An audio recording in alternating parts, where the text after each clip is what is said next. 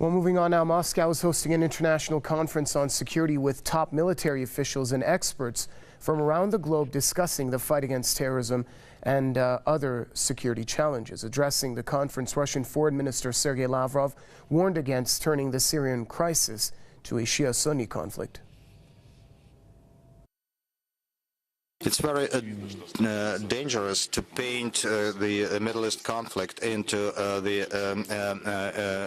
religious conflict. I mean, the conflict between Sunnis and Shiites, and the bet on the creation of mono-confessional societies is an inadmissible recipe now and may protract conflicts for decades in any country, Syria, Iraq, Yemen, Libya. Settlement can be reached only on the all-inclusive basis with the participation of all ethnic and confessional groups as well as political factions. Based on that, we keep on insisting on inviting the Syrian Kurds for the negotiations on the future of their country and in full compliance with the UN resolutions 2254 on the peaceful resolution of the Syrian conflict. Lavrov also warned against the rising threat of terrorist groups such as Daesh to the world. Lavrov said the terrorists have deployed foreign experts to launch chemical attacks. The minister added that it's impossible to establish security in the world without the participation of Russia. He also said U.S. ballistic missiles pose a threat to the security of the region. Nearly 500 guests have arrived in the Russian capital for the security conference. Iranian Defense Minister Brigadier General Hossein Dehqan is also attending the two-day event. Political commentator Paul Antonopoulos joins us now from Sydney to offer us more insight on that story. Mr. Antonopoulos, welcome to the program. First off, the Russian Foreign Minister Sergey Lavrov at this security conference warned against turning the Syrian crisis to a Shia-Sunni conflict. Tell us more about that.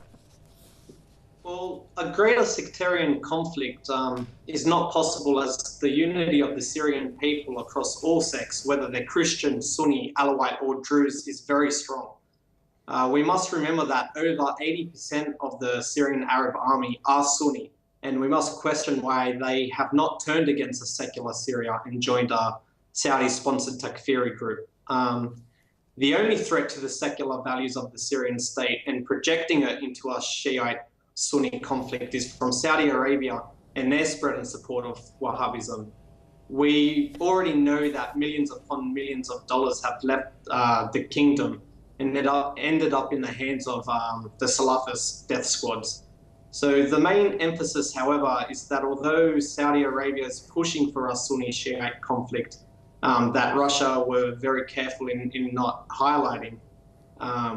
Saudi Arabia also try and project this as a greater Saudi-Iranian conflict. It cannot be achieved because, as I said, the unity of Syria's sects are very strong. If this was going to descend into a sectarian conflict, it would have done so years ago, but it never has, because this conflict is not about sectarianism, but rather it's about the West and their Gulf allies trying to destroy a central component of the axis of resistance that doesn't allow Western or Wahhabist influences in the region.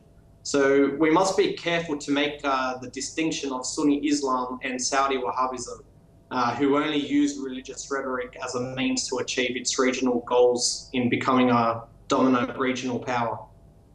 Well, I was listening in on the address made by Sergey Lavrov at the opening of the conference a few hours ago. The minister, he spoke of how impossible it is to establish security in the world without the participation of Russia, and he also added that the only world power that's taking the fight in Syria serious is Russia itself. Do you see it in that light as well?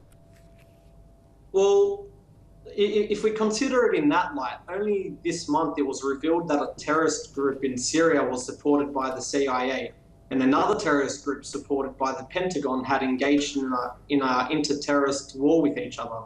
So effectively, two terrorist groups supported by different departments of the United States imperialist apparatus have gone to war with each other. This effectively demonstrates a lack of consistency in Washington's Syria policy. We know that the United States have supposedly accidentally on several occasions dropped aid in Daesh-held territories. This again demonstrates the weakness of America's Syria policy. Russia, on the other hand, as well as regional power Iran, have remained consistent with their Syria policy in supporting the government and working towards a peaceful resolution. This is why we've seen Daesh on the retreat in eastern Aleppo province, as well as most recently in Homs. This is, when the US-led airstrikes began, ISIS actually expanded its territorial control in Syria and Iraq. But not only Daesh, Russia have actively engaged in fighting al-Nusra and their allies, which their allies, the United States, have maintained are always supposedly moderate rebels.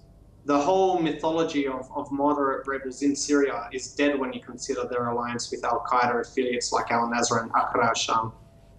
Most importantly, however, is Russia's conduct during the Geneva talks compared to the United States, which have made any progress slow or difficult. Russia have always maintained a peaceful solution to the crisis, while the United States have always actively engaged in regime change without taking into consideration what the Syrian people actually want. Thank you very much, political commentator Paul Antonopoulos, joining us from Sydney.